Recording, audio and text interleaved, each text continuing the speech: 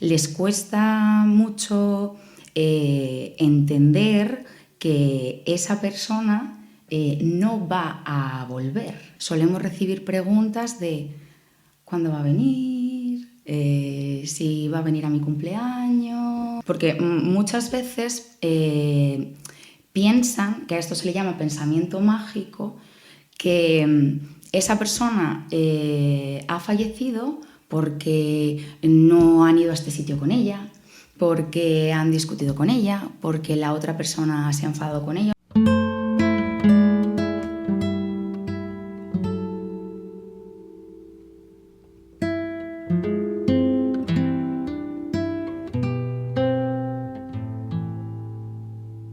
Mi papá ya no vive. Está en el cielo volando sobre una estrella. Lo echo de menos. Unos niños en el cole se han reído porque papá está muerto. No he querido pintar a la familia. Estas y muchas otras frases pues son de mi hijo. Como él, hay muchos niños pues, que han sufrido la pérdida de su papá o de su mamá. Pero para hablar del duelo en niños y en jóvenes hemos invitado a Nerea Zurita. Nerea. Muchísimas gracias. Encantada de estar con vosotros y haberme elegido para formar parte de este proyecto hecho con tanta ilusión y tanto cariño. Es todo un privilegio. Muchísimas gracias, Nerea, igual que nosotros. Bueno, Nerea Zurita es psicóloga y es un rayito de luz para esos niños, doy fe, para esos niños que también pues, han perdido a sus papás y que están pasando el duelo. Por eso, bueno, para empezar, lo primero que te quiero preguntar es si los niños y los jóvenes huérfanos, es una palabra muy fea, pero es así, también pasan el duelo. Tú lo sabes mejor que nadie.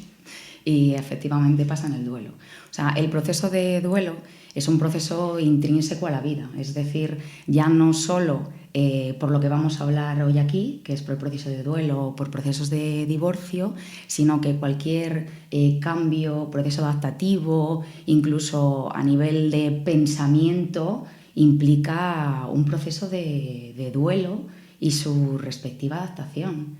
Sí que es verdad que en niños o menores, en este caso, para hablar con más fundamento, es un poquito más especial. ¿Por qué lo hace especial?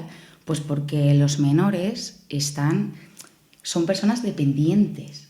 Sí que es verdad que no tiene el mismo grado de dependencia un niño o una niña de 6 años que de 16 o de 17, pero al final el papel que otorgan las figuras de referencia es brutal para ese proceso de acogida, de apoyo, de seguridad que se tienen que tener en estos procesos, porque no tienen las mismas herramientas, ni mejores ni peores, pero no tienen las mismas herramientas que un adulto. No tienen esa madurez. Claro. Que puede tener un adulto. Efectivamente. Claro. Y el proceso del duelo de los niños supongo que irá variando en función de la edad, ¿no? La forma en la que ellos viven ese proceso. ¿Puedes contarnos un poco cómo va evolucionando? Por supuesto, estáis muy bien informados. Y sí que es verdad que me gusta puntualizar, antes de empezar con todo esto, que nosotros a nivel teórico intentamos estandarizar un poquito las cosas, pero luego hay un proceso de evaluación individual en cada caso. Es decir, esto nos puede orientar, pero siempre hay que cogerlo con pinzas. Por ejemplo, dentro de un proceso de duelo no es lo mismo el concepto de la muerte o de la pérdida que tiene un niño o una niña de los 0 a 4 años, porque el concepto abstracto de muerte, es un concepto muy abstracto, es un constructo muy abstracto, no lo tienen todavía fundamentado en ellos mismos. O sea, cuando la pérdida se produce de los 0 a 4 años, ellos suelen vivirlo, aunque esta palabra suene muy fuerte, como un abandono, porque había una persona física que ya no está, y ellos lo sienten. Sí que es verdad que a partir de los 2 años, con toda la evolución que se produce dentro del lenguaje, tienen como más receptividad de entender esa parte, pero ellos sienten que falta alguien, y más cuando ese alguien es uno de sus progenitores o figuras principales de referencia. Después, a los 4 o 6 años, una cosa así más o menos, sí que es verdad que empiezan a entender que los seres vivos, ya por lo que les empiezan a contar un poquito en el cole y todo esto, que somos seres que nacemos, crecemos, nos reproducimos y que morimos. Pero les cuesta mucho entender que esa persona no va a volver. Entonces, aunque se lo intentemos explicar con todo el cariño del mundo, solemos recibir preguntas de ¿cuándo va a venir? Si va a venir a mi cumpleaños y todas estas cosas. Después, cuando avanzan a partir de los 6, 9 años, una cosa así, ya entienden que la muerte es un proceso irreversible, ¿vale? Pero entienden que es un concepto irreversible, pero tienen muchas dudas al respecto, y sobre todo hay que evaluar el concepto de salud-enfermedad que tienen.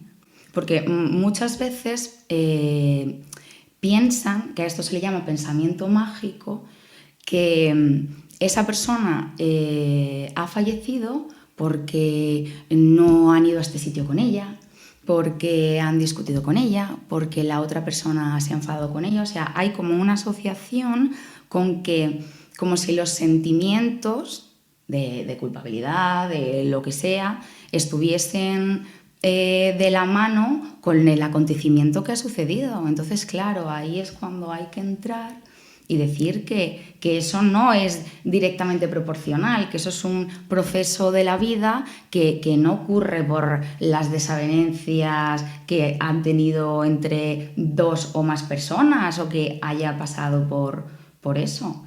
Después, cuando a partir de 9, 12 años sí que entienden que la muerte es universal, tienen un mayor concepto de lo que es la enfermedad y la salud, entienden que es algo irreversible y entienden que es algo inevitable, que son los 3 conceptos fundamentales cuando queremos explicar lo que ha ocurrido a un menor. En esta etapa es una etapa en la que tienen muchísimas preguntas, o sea, tienen muchísima curiosidad, muchísimas preguntas, y esas respuestas tienen que estar adaptadas a su nivel de desarrollo, procesos de duelo si los han sufrido anteriormente, sus experiencias vitales, el momento en que se encuentra. O sea, ante todo esto, sea para duelo o sea para un proceso de divorcio, es que no hay una respuesta mágica, o sea, no hay algo que digas esto es lo que hay que hacer al 200%. Esto es, como todo en la vida, ir tanteando y viendo a ver, evaluando, que ahí está la dificultad, cuáles son las necesidades y cuál sería la mejor forma de expresarlo. Sí que es verdad que la intención de querer hacerlo lo mejor posible siempre es lo que más vale. Claro. ¿Y qué sucede en esa época de ebullición de la adolescencia, de la juventud? Efectivamente, es una ebullición, lo has descrito maravillosamente. Están 2 motivos, ¿no? La parte hormonal y la parte fisiológica y la parte emocional. ¿Qué ocurre? Que ahí sí que entienden el concepto de pérdida como un adulto, pero no tiene las herramientas para poder enfrentarse a él. Y ahí es donde tenemos que entrar nosotros, como profesionales, como mamás, como papás. Ahí hay que dejar más sus tiempos y sus espacios.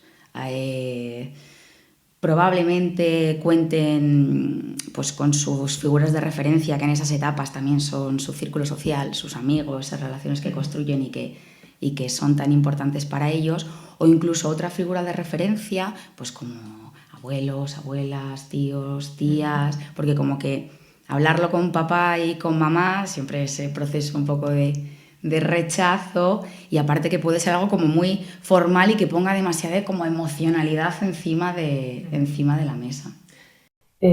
Por ejemplo, imagínate, bueno, yo en mi caso, mi hijo, yo me di cuenta de que no había pasado el duelo y que necesitaba ayuda psicológica en este caso, porque, bueno, era muy pequeñito y se empezó a hablar fatal, fatal.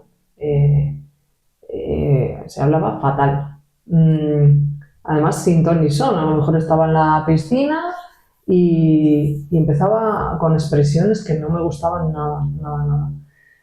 Y yo decía, bueno, pues quizá pueda ser una llamada de atención a esto que está pasando, ¿no? Yo veía que, bueno, yo siempre he tratado al niño de explicarle desde el minuto uno, y lo hemos comentado en varios vídeos, pues la verdad, ¿no?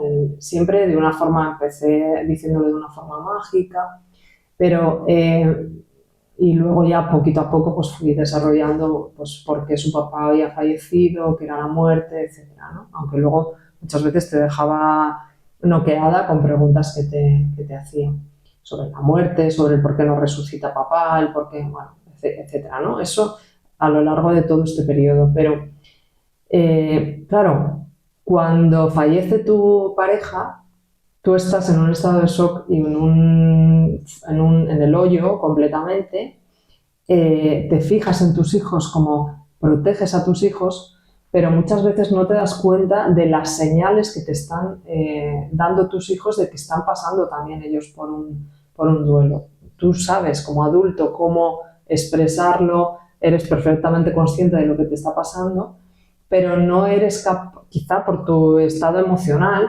no eres capaz de identificar lo que le está sucediendo a tus hijos. Crees que están completamente protegidos porque están con la familia, porque están contigo, pero no eres capaz. Entonces, sí me gustaría saber qué tipo de señales podemos identificar o le podemos explicar a los papás que están pasando por sus hijos por este proceso de duelo, y que a lo mejor ellos creen que es una rabieta del niño, y resulta que es que está llamando la atención porque es que ese niño lo está expresando con cómo puede.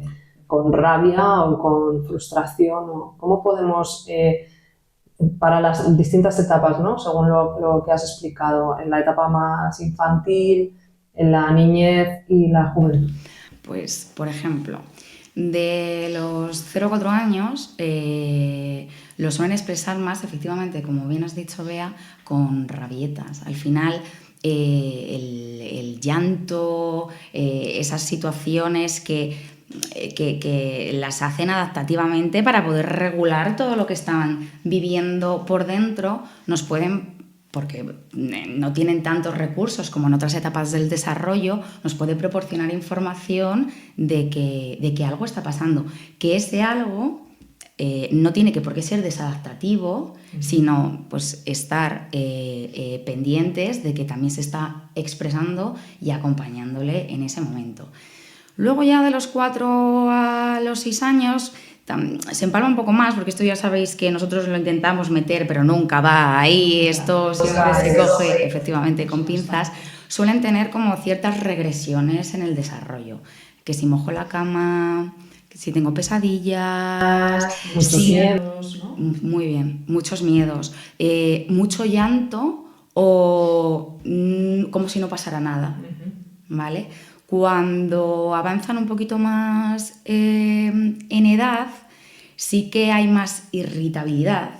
Ya empieza a haber como un poquito más de rechazo, hay mucha labilidad, es decir, cambios como muy sustanciales del estado de ánimo, de repente estoy llorando a de repente estoy más feliz que una perdiz, también asociado como a la negación de lo que está pasando, porque ahí ya entran como lo que conocemos per se las fases del duelo, que no son lineales, sino que son una montaña rusa, que realmente en los adultos también nos sucede. Sí, efectivamente. O sea, no se pretende en ningún momento que deje de ser una montaña rusa, no son etapas lineales de la 1 a la 5, no. Lo que no se pretende es que dentro de que esto puede ser para arriba, para abajo, absolutamente adaptativo, que no sea así. O sea, que esto no sea una locura, un pollo sin cabeza, como se suele decir. Entonces, eso, sobre todo, a partir de los 6-9 años, que suelen negarlo mostrándose como súper divertidos, graciosos, y eso es más difícil de ver porque con el llanto de no quiero que esto suceda, ¿por qué ocurre esto? Es como que es mucho más visual. Y te llama la atención. Pero que todo el rato quiera jugar, que esté súper contento, vamos a esto, vamos al otro, también es como una falta de integración adaptativa, por así decirlo, del momento que está pasando y uno de los sentimientos por los que hay que pasar, que su explicación es que se produce por una interpretación de pérdida, es la tristeza. Y al final, ¿cómo se muestra conductualmente la tristeza? Pues con el llanto. Hay que llorar. Hay que llorar. Y por ejemplo, en los jóvenes, porque claro, los jóvenes es que es muy relativo, ¿no? El cómo sabes que forma parte de ese estado hormonal en el que están, o es parte, o están pasando realmente. Sí que es verdad que les va a costar mucho más expresarse, mucho más, tienen esos conceptos adultos, pero manejarlos es mucho más complejo. Entonces, de ahí como siempre, o la mayoría de las veces, porque el siempre nunca existe, va a ir metiendo el nunca también, dejarles su espacio estando disponibles. ¿Qué tenemos que estar atentos? A las pérdidas de control, al posible abuso de sustancias, que en esas edades pues hay que estar un poquito atentos, intentar no embarrar todas esas cosas con otras cosas que no serían tan recomendables. O sea, lo más importante es que sepan ellos que están disponibles y respetar los espacios. Va a haber más enfrentamiento, va a ser todo más burbujeante, van a rechazar pero en realidad lo quieren. O sea, para los padres y madres viudos, además de la etapa del pavo, sí. Además, pues eso, claro, se puede aumentar, ¿no?, exponencialmente si te ha tocado, pues eso. Si tu niño adolescente te está pasando el duelo, ¿no? Pero, perdona. No, es que no veo cuándo va a entrar. No, yo lo único que te quería preguntar es, respecto a estas fases del duelo, igual que en los adultos, las fases del duelo, pues empieza con la negación, la rabia, y dejar ir, y luego soltar, y luego la aceptación. O sea, igual que hay unas fases más o menos por las que vas transitando el duelo, ¿aquí también sucede lo mismo o no? O puede que a lo mejor el niño de 3 años ha fallecido su padre, tenga pues haya pasado el duelo, pero luego a los 11 años vuelva otra vez. O sea, es como el Guadiana que ahora se ve, luego dentro de 4 años se vuelve a ver, ¿o no? Todo es posible y no es que no se haya trabajado bien en la etapa, no se haya estado disponible, porque luego los sentimientos de responsabilidad ante todas estas cosas vienen, pero vamos, a la milésima de segundo.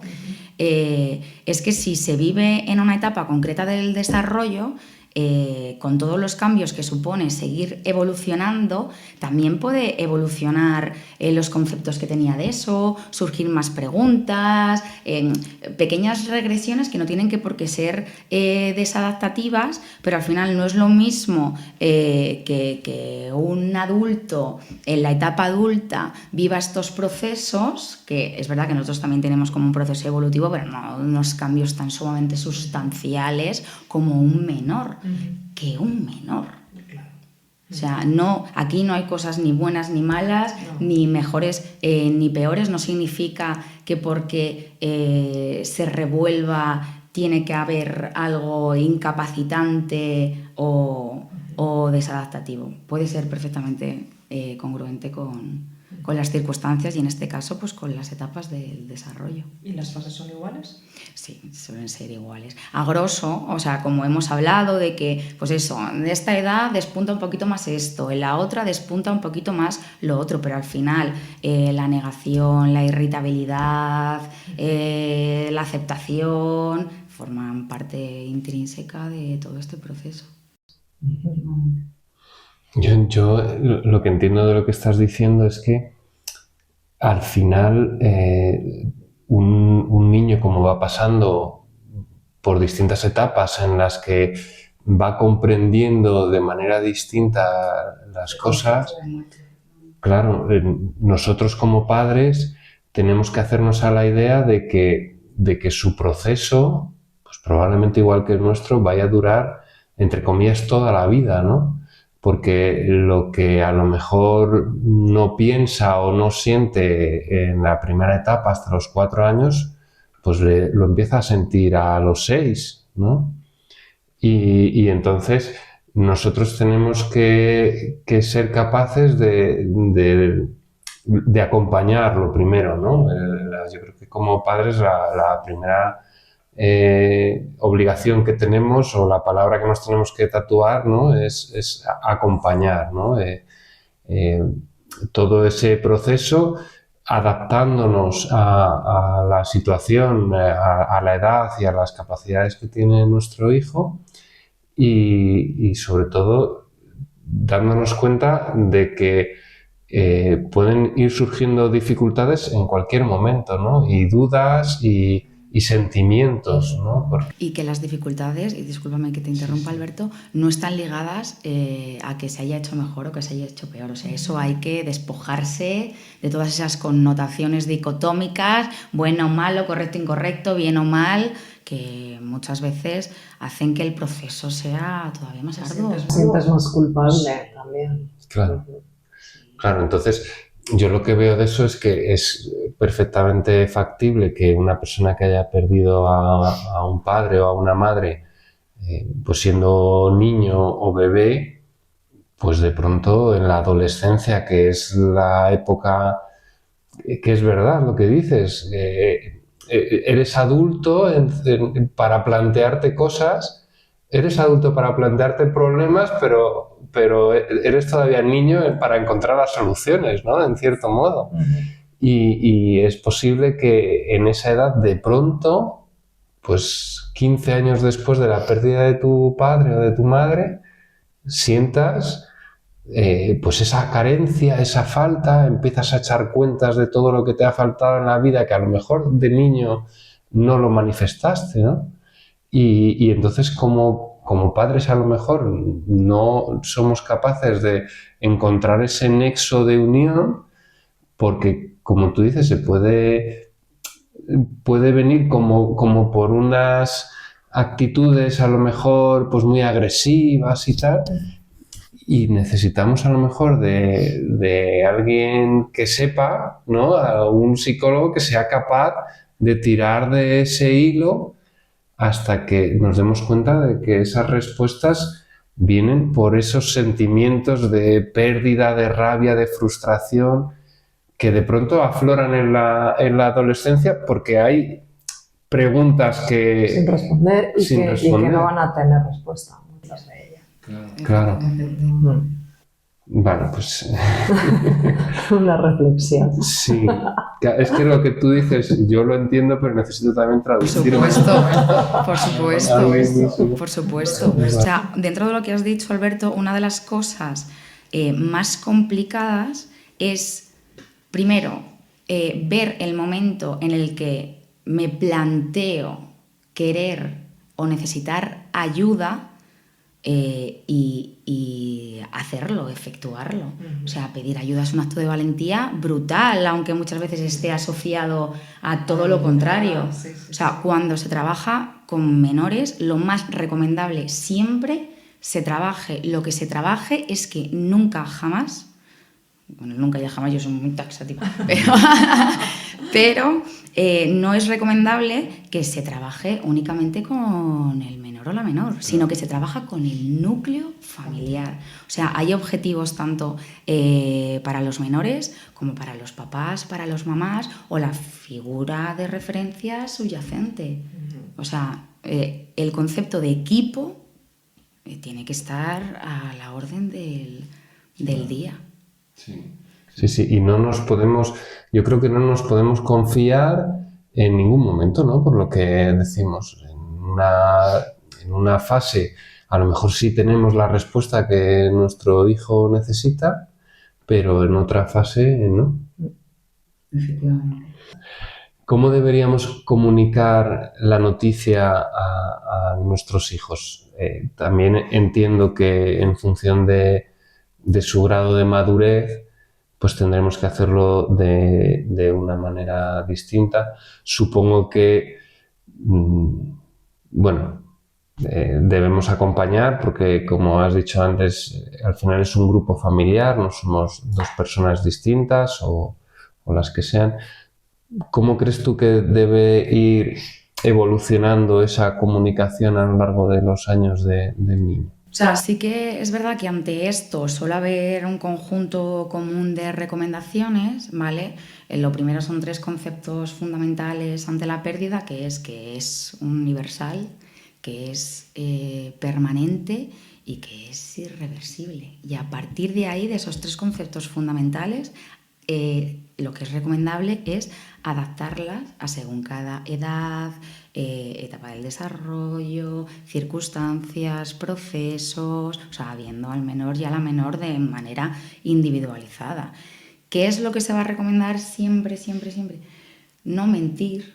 O sea, encontrar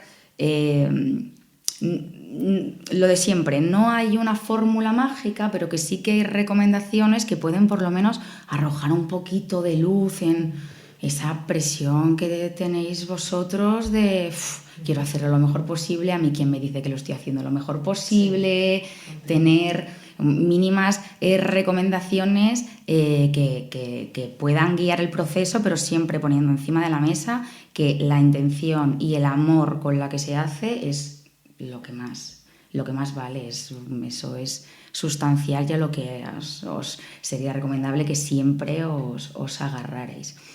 ¿Qué ocurre? Que dentro de evaluarlo, la edad y todas estas cosas, el no mentir es sustancial. ¿Por qué? Porque reforzamos, cuando hemos hablado de las etapas, el concepto de pensamiento mágico.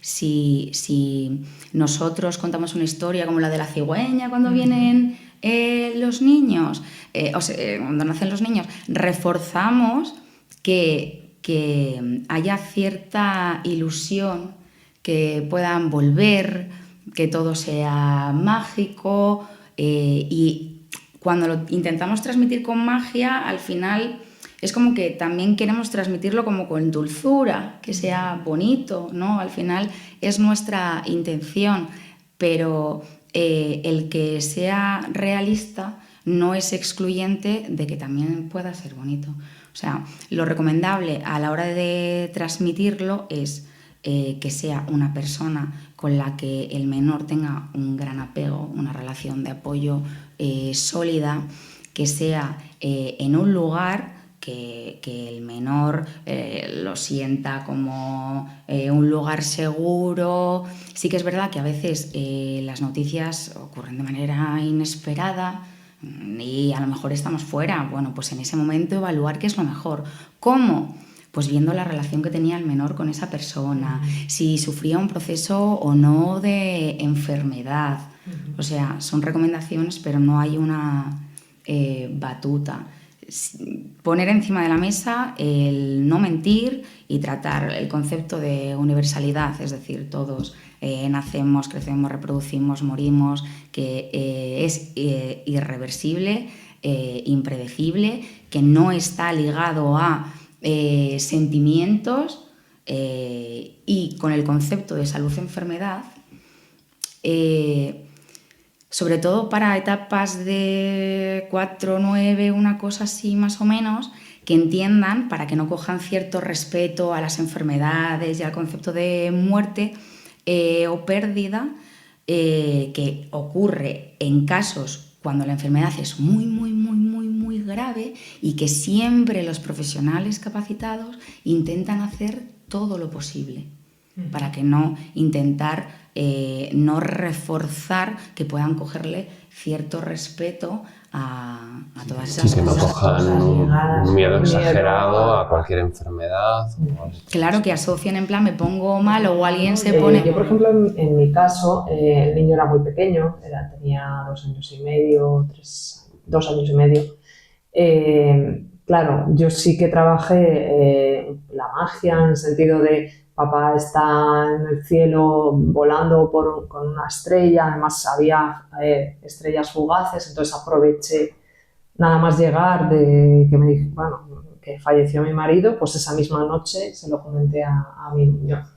Y lo primero que me preguntó es, que claro, él lo veía como una aventura, pero sí que tuvo esa pregunta, ¿no?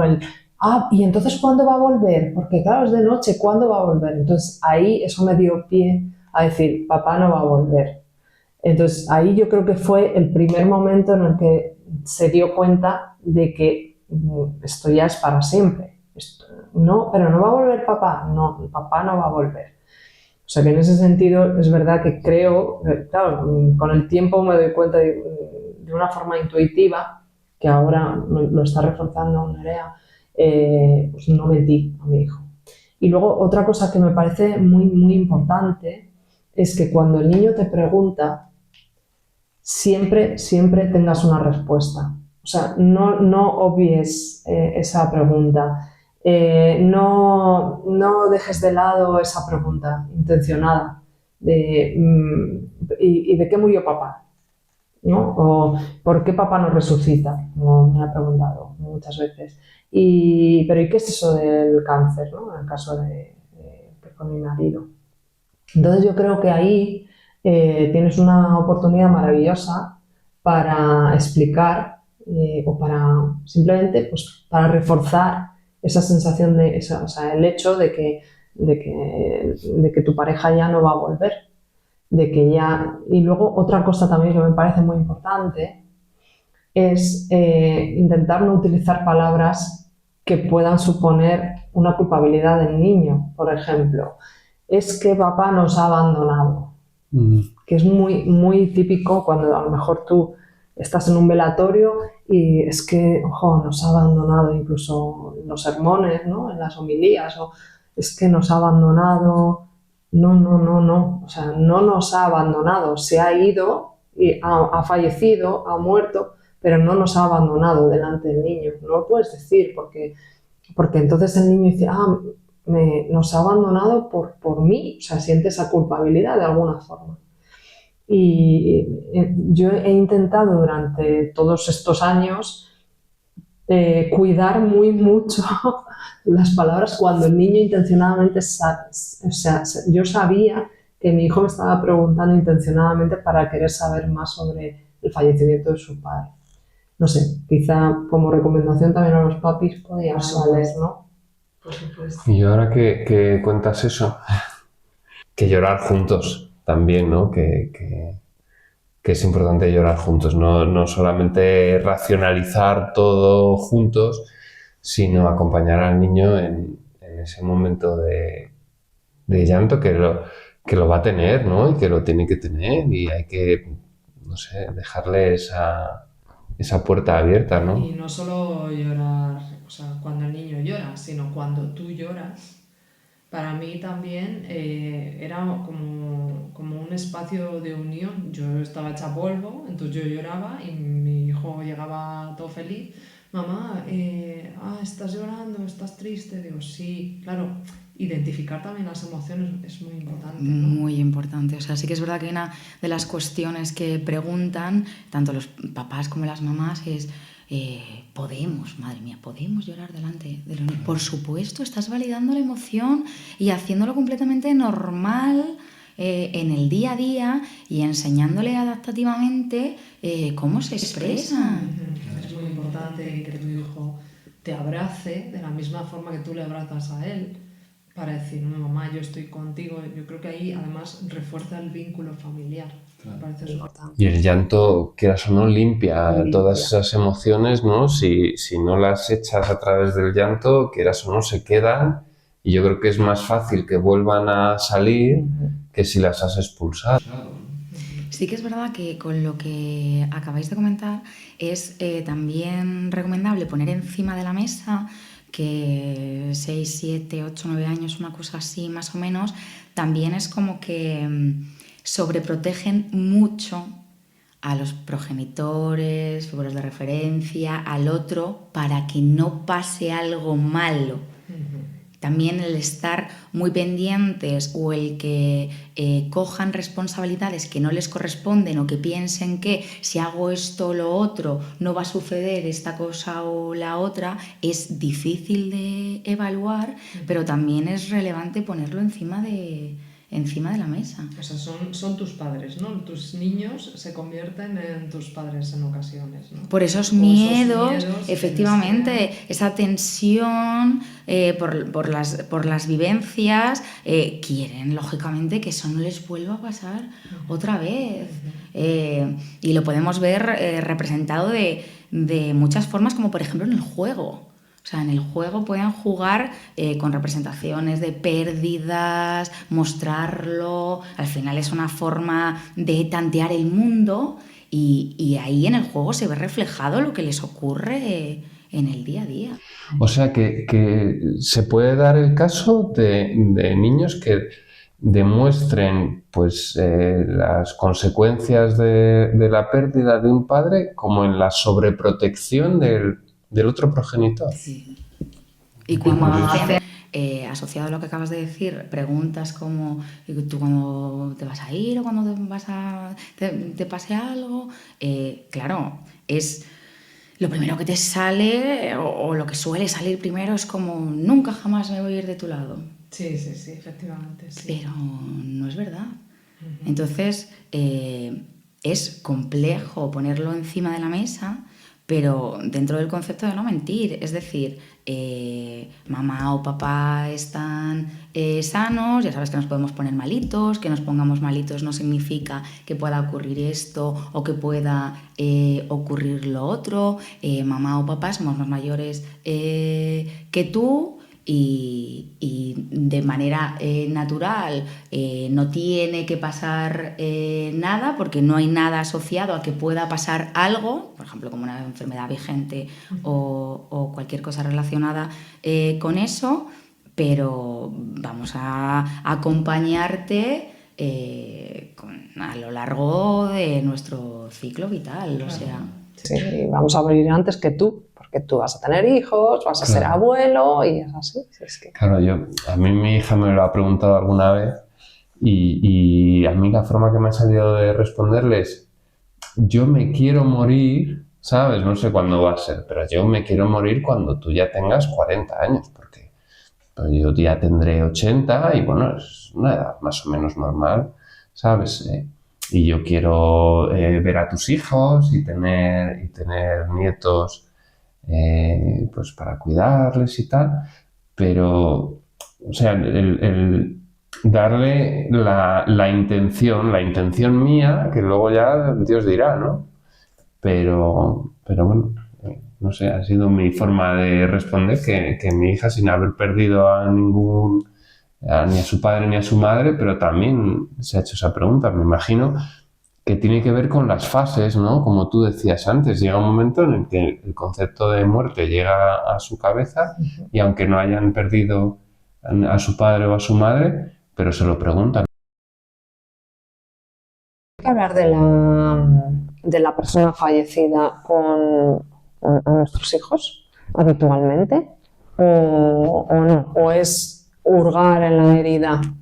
Claro, ante esta pregunta siempre es un depende de las circunstancias, pero por supuesto siempre se va a poner encima de la mesa el que todo esto se trate con normalidad, no exagerando mucho no es estar todo el día presente de manera reiterada, miles de fotos, o hacer como si eso no hubiese ocurrido nunca. Hablarlo con normalidad, lo que recuerde. Van a venir un montón de recuerdos y un montón de cosas que va a apetecer compartir para que se le conozca más, y cuando se ve esa ilusión y ese recuerdo tan bonito que nos trae tantas cosas, el poder compartirlo con nuestro niño, con nuestra niña, eso también ellos lo ven, que es algo bonito. Es recomendable que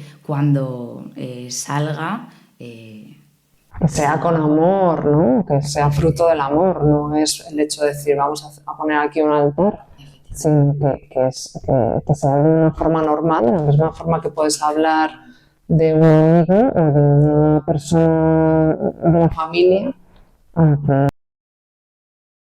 Siempre intentando que esté adaptado a la etapa del desarrollo. Es decir, ¿qué no es recomendable? Pues que nuestro niño, nuestra niña, nuestro menor adolescente sea nuestro mayor confidente. ¿Qué ocurre si entra una nueva pareja en la vida de la madre o del padre que queda con el hijo? ¿Cómo suele afectar ese tipo de circunstancias a la vida de un niño? Depende. Por supuesto, lo recomendable, ya que hemos estado hablando antes de cómo comunicar, es efectivamente eso, comunicar. Hacerle partícipe, que no sea de sopetón. Estar disponible para todas las preguntas, que normalmente preguntas en relación a esto está, pero entonces ya no quieres a... Pero entonces... Y adaptados siempre a su edad y a su nivel de desarrollo, pero con absoluta normalidad y disponibilidad. Se recomienda, pues eso, enfatizando en que no sea de sopetón. Lo pueden llegar a ver, en cierto modo, como una invasión, o como que tengan miedo de que ese nuevo amor que tiene su padre o su madre vaya a reemplazar el amor que tiene hacia él como hijo. Eso depende de... Poder pasar, puede pasar, pero depende de las circunstancias, y está en relación a cuando yo te encuadre en este nuevo acontecimiento o en esta nueva dinámica, que toda dinámica es recomendable que se introduzca paulatinamente, que es lo que hemos estado hablando antes. Poner en consideración el papá o mamá siempre van a ser como se quiera transmitir, que cada uno va a encontrar las palabras maravillosas para hacerlo explícito. Su amor es incondicional, aunque no estén físicamente con nosotros, siempre las vamos a sentir con nosotros, y esto es una nueva etapa, una elección que nos aporta nuevas circunstancias, y es nuevo amor, no reemplaza el amor. Es como la perspectiva, pero sobre todo estar disponibles, comunicar y encuadrar de manera paulatina. Bueno, hablábamos de cómo puede afectar a los niños en sus distintas etapas. Volviendo un poco a aquella pregunta, imaginamos que en cada etapa los niños tienen no ya unos sentimientos, sino unos riesgos, por así decirlo, ¿no? Sobre todo se nos ocurren riesgos de adicciones pues cuando son más mayores a lo mejor a sustancias, cuando son más pequeños a pantallas, pero a lo mejor no solo a eso, ¿no? Sino que es posible que ese desequilibrio emocional que sufren les pueda llevar a necesidades de encontrar como el consuelo, por ejemplo, en la comida, o en aislarse, o lo contrario, en estar siempre con gente, ¿no? O sea, ¿qué riesgos son más comunes que puedan tener los niños para intentar de alguna manera sobrellevar la situación emocional que sufren? Los más comunes principalmente son los que has dicho. Ahora están en auge todas las pantallas y todo lo que eso conlleva. Cuando son preadolescentes, adolescentes, un consumo de alcohol u otras sustancias, la comida. ¿Qué ocurre? ¿Cuál es la morfología que asemeja todo eso? Que te produce una sensación de placer inmediata, un alivio inmediato que a veces, no tiene que por qué ser siempre, puede, según cómo se efectúen esas conductas, enmascarar otras cosas. ¿Por qué? Pues porque no se entiendan, porque no haya habido un entorno con disponibilidad para poder comunicar ciertas cosas. O sea, que ocurran estas cosas de manera puntual no significa que tengan que ser ningún punto de inflexión, pero sí que es verdad que cualquier ser humano, las cosas que nos cuesta identificar, porque es un gran trabajo identificarlas y hacer ese trabajo de introspección, pueden salir de cualquier manera. Ya. Pero nosotros como padres podemos caer en el error de ser demasiado permisivos, ¿no? O sea, ante una situación de orfandad, claro, a lo mejor incluso nosotros al enviudar nos sentimos con menos fuerzas para luchar contra esos rivales que tenemos en las pantallas, en pues las adicciones que pueda haber. Tenemos menos fuerza en ese momento y al mismo tiempo, aunque tengamos fuerza, pero sentimos como más compasión por los hijos, y entonces si nos lo piden a lo mejor nos da más pena decirles que no, ¿no? Pero al mismo tiempo todo eso puede llevar a, sin darnos cuenta, ofrecerles o ayudarles en ese proceso de adicción. Se entiende perfectamente que el progenitor, la mamá o el papá tenga sus días y días, eso se va a validar siempre, y volvemos, no está ni bien ni mal que se le deje con pantallas o que se le compre algo rico o que se le deje salir con los amigos o con las amigas, lógicamente. Si vemos que eso lo pide mucho, empezamos a ver cosas extrañas, vemos que puede ser desadaptativo, incapacitante, podemos poner encima de la mesa una negociación y llegar a acuerdos. Es decir, algo que no tiene parangón es el tiempo de calidad que se puede vivir cuando se está disponible emocionalmente, esos momentos puntuales de bajón absolutamente válidos, que no pasa nada porque el entretenimiento puntual sea con un tablet, con un juego, con una play, con una peli o lo que sea. Pero si vemos que eso está de forma reiterada, negociar y llegar a acuerdos y poder plantear actividades al aire libre, ir al cine, cocinar algo dulce, cocinar algo salado, esas alternativas que no tienen precio.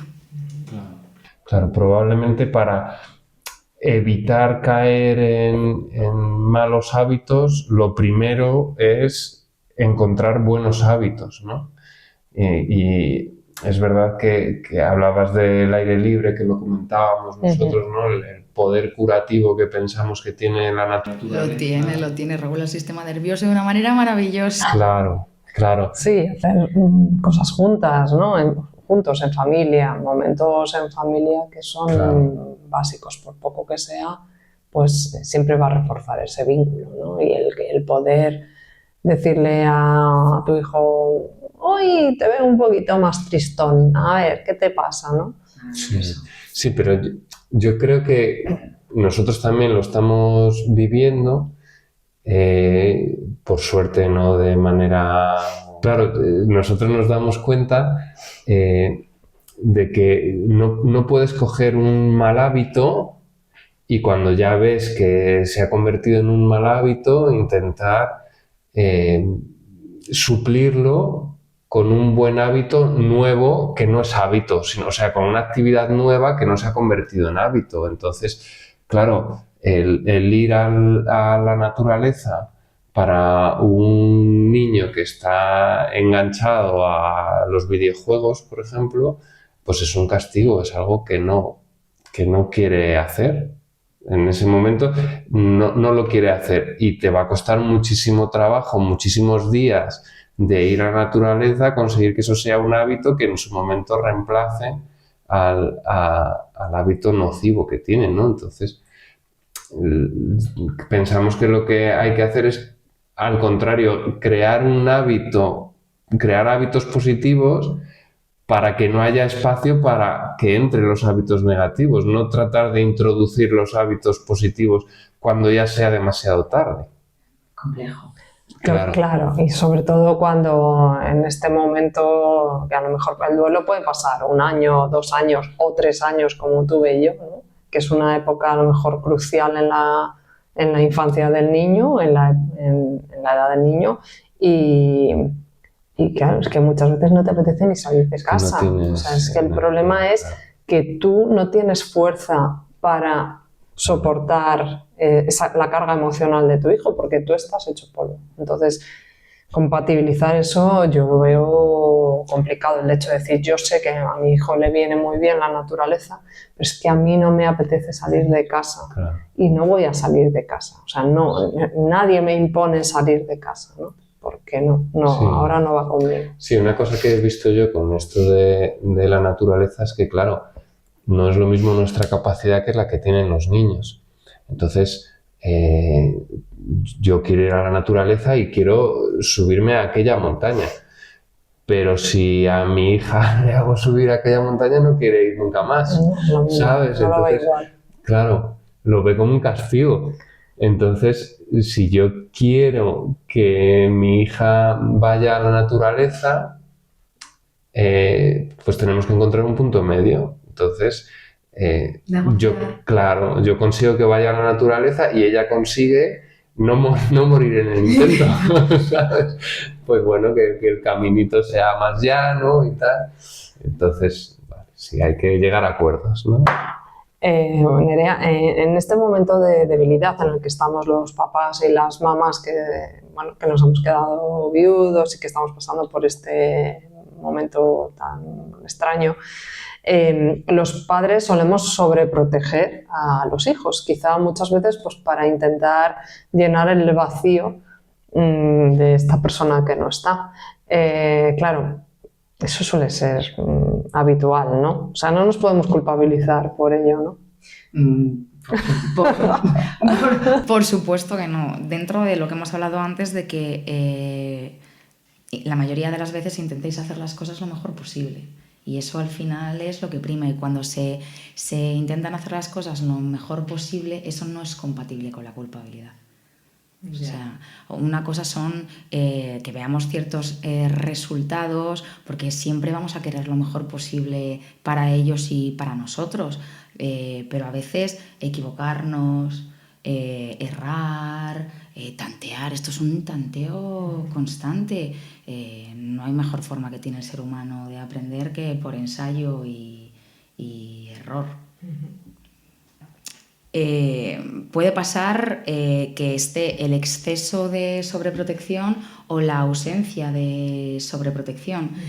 ¿Qué es lo recomendable? Dentro de la sobreprotección, no suplir las responsabilidades de los menores, porque aunque lo podamos interpretar como actos de servicio y de amor y de protección, al final no les permitimos, no les dejamos ese espacio para enfrentarse a las cosas, sean las cosas de su día a día o cosas más a nivel emocional. Más a nivel emocional, no cariño, no pasa nada, tranquilo, todo está bien.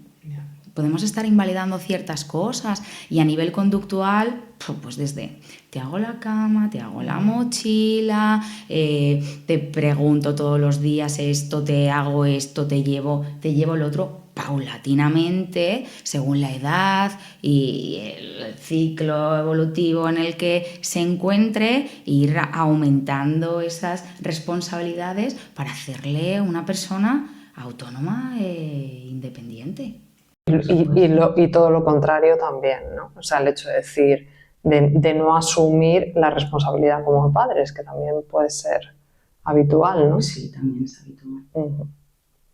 Claro, porque yo creo que a los niños les gusta saber y demostrar que son capaces de hacer cosas, ¿no? Y Porque te sientes muy reconfortado. claro, se sienten orgullosos y luego los ves cuando se relacionan entre ellos, de alguna manera se ve aquel niño más resuelto que se nota que en casa es más responsable de sus cosas que el otro niño que está acostumbrado a que se lo hagan todo, entonces como que pierde esa iniciativa, ¿no? No O tiene... le da cierto respeto exponerse o ciertas sensaciones de nerviosismo al fallo, al error, esto, tanteo constante, y si nos equivocamos es porque lo hemos intentado y eso es lo más importante.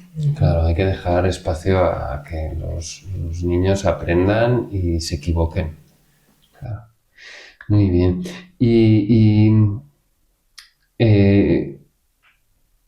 Nosotros, en ese momento de bajón emocional, claro, puede darse el caso de que no sepamos comportarnos como padres tan bien como quisiéramos, ¿no? Es maravillosa esa exigencia. Sí, a lo mejor, pues, no lo sé, podemos tener menos energía, menos paciencia, menos incluso ganas de estar con nuestros hijos, ¿no? Aunque parezca mentira. Sí. Todo eso, ¿cómo se puede llevar? Pues primero entendiendo que es un cambio sustancial la maternidad y la paternidad, pero que antes de mamá y papá sois Alberto y Bea. Sois personas y que muchos momentos de vuestra vida van a estar ligados a vuestros hijos y otros tantos no, sean agradables o desagradables. El que necesitéis tiempo para vosotros mismos, sea en el ámbito que sea o con la perspectiva que sea, es absolutamente válido y necesario. O sea, ¿tú recomendarías que una persona que enviuda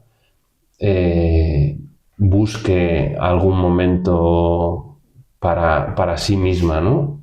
Sí, por supuesto. Hacer ejercicio, por ejemplo, o bueno, conocer amigos. Para eso la familia cercana imagino que es fundamental, apoyo, ¿no? claramente, es En necesario, tu porque caso. si no, ¿cómo concilias? Es que es imposible.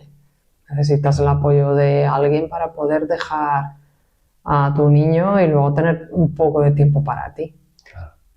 Imagino que cero culpabilidad por eso. O sea, tenemos que esforzarnos en quitarnos la culpabilidad de encima por haber ido 1 hora al gimnasio y haber dejado a nuestra hija o nuestro hijo con los abuelos, por ejemplo, ¿no? Al final es una inversión, ¿no? Que hago, parece que es para mí, pero en el fondo también es para mi hijo, ¿no? Es para la familia, porque al final yo creo que el núcleo familiar, aunque esté atomizado, pero es una molécula, ¿no?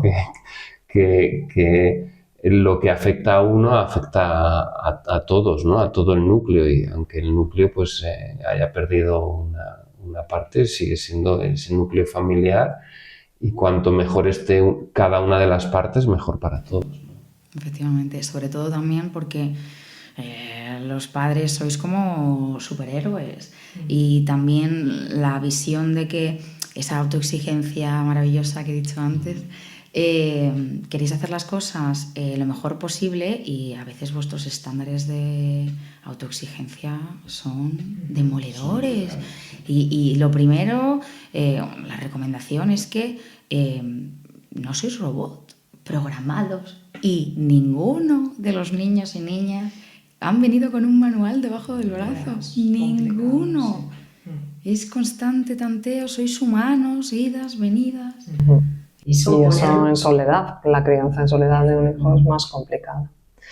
¿Y cómo puede un niño comentar la noticia en el colegio? Tú que tratas con niños y los preparas un poco también pues, para sus círculos, ¿no? De amistad, familiares. Han fallecido su papá o su mamá, ¿cómo lo puede expresar a sus amigos? ¿Cómo intentas ahí manejar esa situación? Dentro de los menores, algo sustancial es que pasan prácticamente la mitad de su vida en el ámbito escolar. Entonces, la figura de profesor o profesora es sustancial. Es decir, que es recomendable que estén informados de todo esto y que, según en la etapa en la que se encuentren, les ayuden, les den una mano, también un entorno, un espacio de si necesitas algo puedes contar conmigo, sobre todo en los primeros momentos de posible impacto, y que la función de estos profesionales sea también un poco mediar para poder explicarlo en el cole, el funcionamiento o en el instituto, y ya tener un camino un poquito más llano para cuando el niño o la niña adolescente se enfrente a cortárselo a su grupo de referencia, pero el grosso, en el grosso de contarlo en ese ámbito ya ha estado acompañado, y el acompañamiento es muy importante. Muy importante. La sensación cuando tiene tu hijo y llega a casa y te dice, pues se han reído de mí porque he dicho que mi papá ha fallecido, no es lo mismo a que tengas el apoyo de un profesor, ¿no? Y hable de la muerte, y hable de la vida, y hable de la pérdida de un ser querido, y riña a los niños, si hay que reñir, de que se están riendo de este niño que ha perdido a su padre. Es decir, varía mucho. Me parece importantísimo lo que tú dices, ¿no? El acompañamiento y el que tenga que estar el profesor ahí, y si no es el profesor, al menos, pues no sé, sí, el profesor, porque al fin y al cabo es la referencia del niño, ¿no? Me parece súper importante. Sí, lo es. El problema yo creo que es que no hay, como es tabú, pues no hay ni protocolos, ni hay temario en clase, ¿sabes? Que vaya de eso, entonces no hay una normalidad, no se sabe cómo trabajar, y bueno, tú lo sabes, pero parece mentira que algo tan cotidiano sea campo exclusivo de psicólogos, ¿sabes? De especialistas. No, es que los únicos que podemos hablar de la muerte somos los curas y los psicólogos, ¿sabes? Es verdad, es así. En el colegio no se habla se habla de Halloween.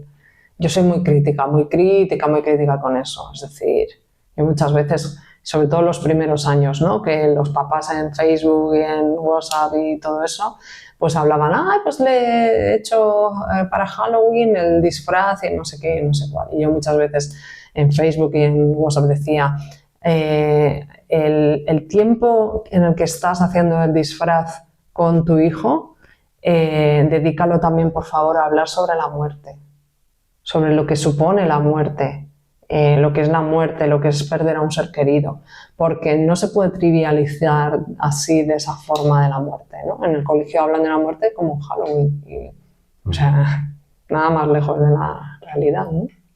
Sí, totalmente.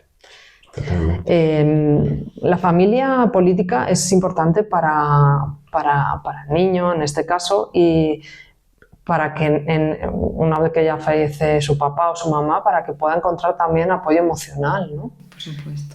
Yo, por ejemplo, cuando falleció mi marido, lo primero que me propuse es, ha perdido a su papá, pero no va a perder a su abuela, no va a perder a su tío, no va a perder a su tía, no va a perder a sus primos, y yo en ese sentido he sido muy consciente de eso y siempre he mantenido el contacto con la familia política.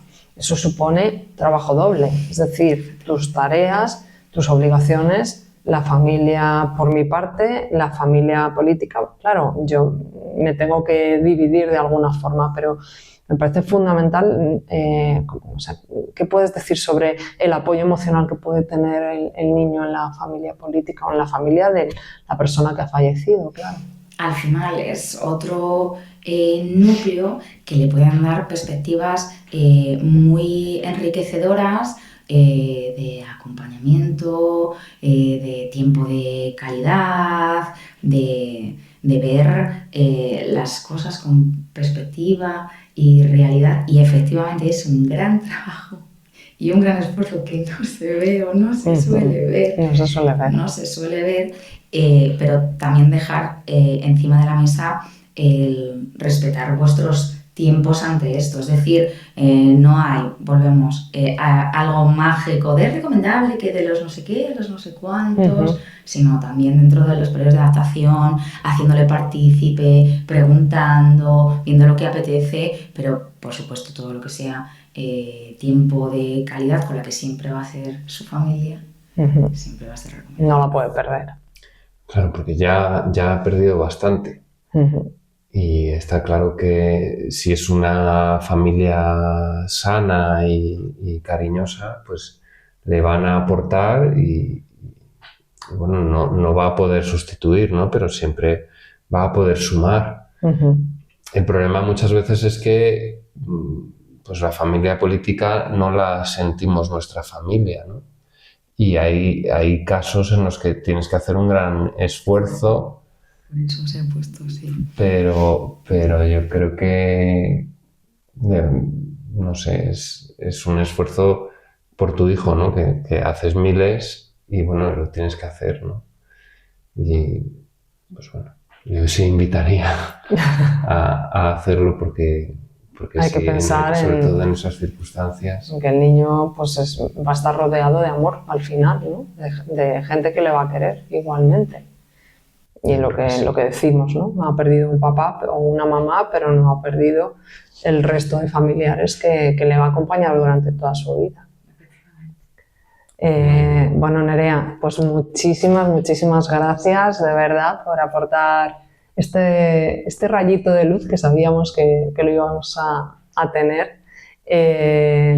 Pondremos tu página web también en los comentarios y para que bueno, cualquier persona que necesite el apoyo, pues aquí está Nerea. Y bueno, esperamos verte dentro de Solos con Hijos en nuestro proyecto, pues ya con webinars un poquito más concretos y mucho más técnicos y más específicos para toda la gente que necesite pues esas preguntas que muchas veces estamos perdidos, como ves. Efectivamente, muchísimas gracias a vosotros, ha sido un placer, muy a gusto. Los profesionales, lógicamente, también sois vosotros, todo lo que podéis aportar, eso sí que no tiene paragón y encantadísima de formar parte de este proyecto tan bonito. Muchas gracias. Gracias.